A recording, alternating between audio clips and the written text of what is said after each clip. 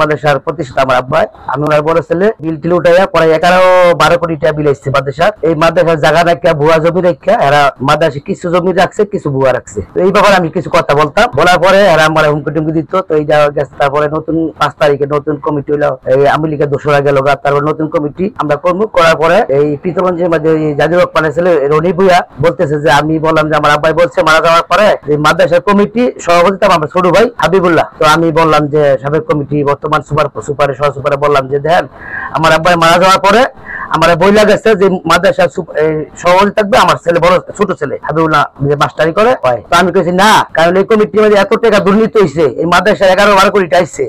আগে ওই মাদ্রাসার মধ্যে এই যে আউয়াল ভুইয়া রনির যে চাচা, বড় চাচা, ওনায় বলছে যে মাদ্রাসার মধ্যে 90 লক্ষ টাকা নিচ্ছে, নিয়ে কইছে জায়গা দিয়ে 10 আমি এই কথা বলতেছি। আমি বলি যে আগে 90 লক্ষ টাকা নিচ্ছে, জায়গা দেয় নাই গা। মসজিদের মধ্যে এই মাদ্রাসা ও মসজিদ দুইটার ব্যাপারে মসজিদের মধ্যে 1,82,00,000 টাকা আইছে। তো আমি বললাম যে আউয়াল কাকা, ওনার বললে আমি কমিটিতে বলছি যে মাদ্রাসার জায়গা রেস্ট্রি করা জায়গা, যেহেতু মেট্রো রেলের প্রস্তা করতেছে, যদি না করি তো মাদ্রাসার এই পর্চা হবে না। তো ওনার বলছে সাবেক সভাপতি ছিল এই জোয়েল মাস্টার। তো ওনার বলছি কাকা 11-12 কোটি মাদ্রাসার টাকা আসছে। ঠিক আছে বাবা, আমি 7 কোটি জায়গা রাখছি, আর বিভিন্ন টাকা মাদ্রাসার ফান্ডে আছে, কিছু এফবিআর করে আছে, এমনি জায়গা রাখছি, বানা রাখছি। এই টাকা আমরা ম্যানেজ করে যেভাবে আমরা এটা পরিবর্তন করবো। কোন জায়গা 2 নম্বরে আমার বাবার নিজের জায়গা বেঁচে আমি দিব। ঠিক আছে, আমরা এটা মাইনে গেলাম।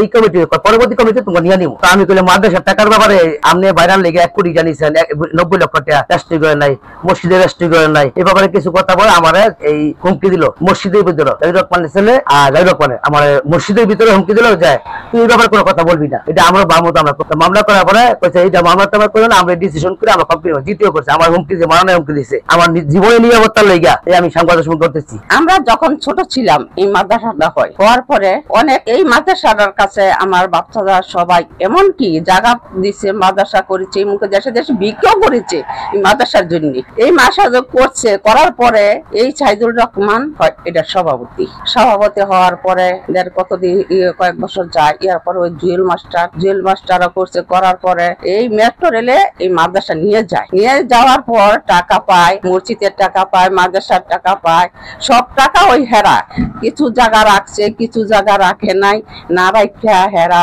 টাকা পয়সা হেরা সবকিছু আত্মসাৎ করে। দেশটা স্বাধীন হোক, বাংলাদেশের মধ্যে সবাই যেন আমরা ঠিক ভালো মতো চলতে পারি, কাউরে সবাই মন খুলে কথা বলতে পারি, সেইটি আমরা চাই। তবে গিয়েছিল আমরা মহিলাদেরও যাই মারতে, আমরা কেউ কথা বলতে পারি না। আমাদের মেয়ে থাকে ঘরে, মেয়ে গো মারতে যায়, এমনকি হ্যাঁ তাদের মধ্যে খুন খারাপ যত কিছু আছে তাদের মধ্যে আছে। আজকে আমরা আমাদের বাড়ির পাশে মেট্রো রেল হয়েছে, মেট্রো রেলের অনেক টাকা মাদ্রাসার ভিতরে পাইছে। তারপরে এই জমি তারা ভুয়া জমি রেস্টরি করছে, ভুয়া জমি রেস্টরি করে মাদ্রাসার টাকা আত্মসাৎ করছে। এমনকি জবরদস্ত জোর করে তারা একটা এটুট কমিটি করছে। এটুট কমিটি লইয়া এটা লইয়া অনেকদিন ধরে যায় ঝামেলা হইতেছে। এখন আমরা নিরহ লোক, আমরা সহজ সরল লোক কাজ করে ভাত খাই। আমরা গ্রামতে বাড়াইতে না, বাড়াইতে গেলে মাদ্রাসার মারাতে গেলে বিভিন্ন ধরনের হুমকি টুমকি দেয়, চাঁদাবাজি মামলা দেয়, এরা অনেক অত্যাচার নির্যাতন করতেছে। আমরা বাড়ির উপর একজনের বাড়ির উপরে একজন হাইটা যাইতাম, এখন হাঁটতে পারি না। মাদ্রাসার সাইডে একটু রাস্তা চাইছি, আমরা রাস্তা দেয় না। ব্যাপার হয়েছে কি, পিতলগঞ্জ মাদ্রাসার এবং মাদ্রাসার সাথে একটা মসজিদ ছিল, গোলাম মোস্তফা দিছে, মাদ্রাসা মসজিদ দুটোটাই দিছে। মাদ্রাসার বিলাইছে 10,70,00,000 মতন, মসজিদের বিলাইছে 1,84,00,000 টাকা।